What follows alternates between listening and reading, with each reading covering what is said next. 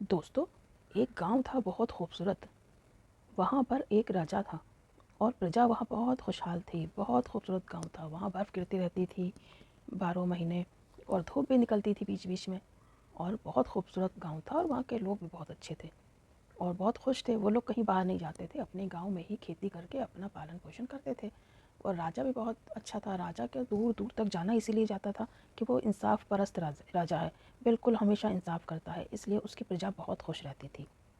एक दिन उसके सभा में एक मुकदमा आया। एक चोर पकड़ के लाया गया। तो उस राजा ने अपने सेनापति से पूछा कि सेनापति, ये चोर कौन है और इसका गुनाह क्या है? तो सेनापति कहता है कि महाराज की जय हो। और फिर कहता है कि महाराज, ये चोर को इसलिए पकड़ा गया है कि आपके खुशहाल राज में इसने चोरी करी और इसने बहुत ही बड़ा गुनाह किया है, इसलिए इसको पकड़ लिया हम लोगों के सिपाहियों ने। और अब जिस आदमी के इसने यहाँ चोरी करी, वो आदमी भी अपनी फैमिली को लेकर इसी सभा में आया हुआ है। तो राजा को बड़ी हैरत होती है कि अरे, मेरे राज्य में चोरी, ये कैसे? मैंने ऐसा तो कुछ नहीं बुरा परेशान कर रखा है लोगों को, प्रजा को अपनी, कि वो लोग चोरी करें। उसको बहुत गुस्सा आता है और वो एकदम से अपनी तलवार निकाल लेता है गुस्से में और कहता है कि इस चोर को तो मैं यहीं पर इसको सजा दूंगा। उसके बाद उसे कुछ ख्याल आता है कि वो उस खूबसूरत से गांव का राजा था और वो ऐसे ही नहीं किसी को सजा दे सकता था। पहले उसको सबकी बात सुननी होती है। और वो जो चोर होता है वो भी कहता है कि राजा महाराज की जय हो, आप मेरी बात तो सुन लीजिए।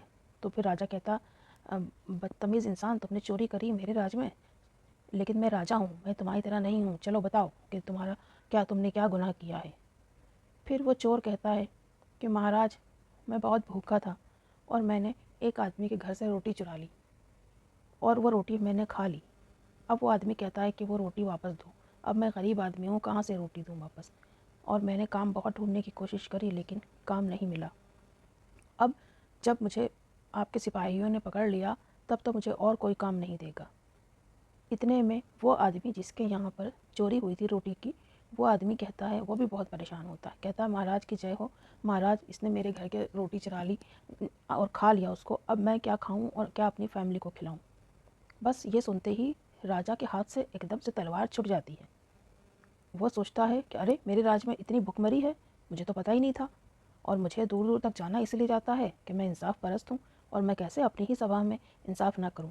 और ये आदमी और ये जिसके यहाँ चोरी हुई है और जो इसने चोरी करी है, ये दोनों ही गुनहगार नहीं हैं, बिल्कुल नहीं हैं। और बल्कि मैं खुद इन दोनों का गुनहगार हूँ। अब पूरी सभा में सब लोग भौचक्के के देख रहे हैं राजा को कि राजा साहब ये क्या कह रहे हैं। और जो चोर था और जिसके वहाँ चोरी हुई थी वो भी परेशान एकदम से। वो लोग भी देखने लगे कि राजा साहब ये क्या कह रहे हैं। उसके बाद फिर राजा कहता है कि मेरी सभा में ये मुकदमा आया है और मैं कैसा राजा हूँ।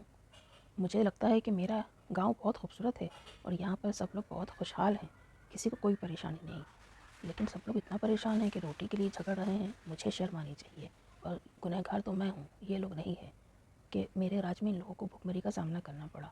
इसलिए मैं आप सबसे और इन लोगों से माफ़ी मांगना चाहता हूँ और मैं आदेश देता हूँ कि मेरे राज्य के जो अनाज के भंडार हैं वो खोल दिए जाएं, ताकि कभी किसी गरीब को परेशानी ना हो खाने पीने की या किसी भी चीज़ की। और जिसको जो ज़रूरत हो वो रोज़ सुबह कुछ लोग बैठेंगे और ये मुआयना करेंगे कि कौन परेशान है, उसकी मदद करेंगे। और आप सब लोग खुश रहिए और मुझे माफ़ करिए, ये कह के राजा वापस अपने कमरे में चला जाता है। और उस खुद वो बहुत परेशान होता है कि मुझसे आज क्या गुनाह होने जा रहा था।